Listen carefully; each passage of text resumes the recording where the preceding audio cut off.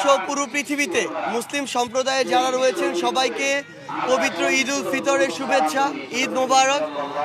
আজকের এই ঈদের দিনে, এই খুশির দিনে, নতুন বাংলাদেশের এই যে নতুন ঈদ, এই দিনে তাকওয়া অর্জন করা, এই তাকওয়া অর্থাৎ আল্লাহর ভয়ে সকল নেতিবাচক কাজ থেকে দূরে থাকা, আমরা যেন এই রমজানকে বাকি 11 মাস ধারণ করতে পারি।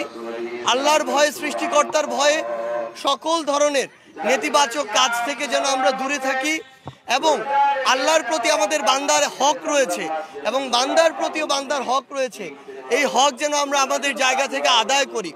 এবং আরেকটি গুরুত্বপূর্ণ বিষয় হচ্ছে, পুরো পৃথিবীতে মজলুম অনেক মুসলিম আমাদের ভাই বোনের আজকে আমাদের মতো করে ঈদ করতে পারছেন না। আমাদের ফিলিস্তিনের মুসলিম ভাইরা, উগ্র সাম্প্রদায়িক কিছু ভারতে হিন্দুত্ববাদী মানুষ রয়েছেন, যেখানে আমাদের মুসলিম ভাইরাও মজলুম। আজকে আমাদের মধ্যপ্রাচ্যের অনেক দেশে মুসলিম ভাইরা মজলুম হিসেবে রয়েছেন। আমাদের দেশে মিয়ানমারের অনেক মজলুম ভাইরা রয়েছেন।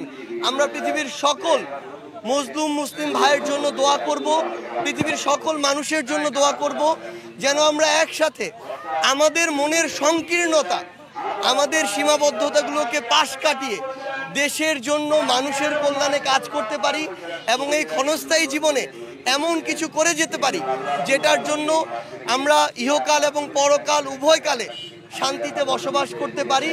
এই কামনা করছি।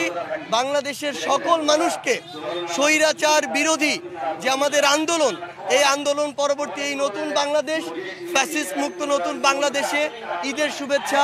ঈদ মোবারক।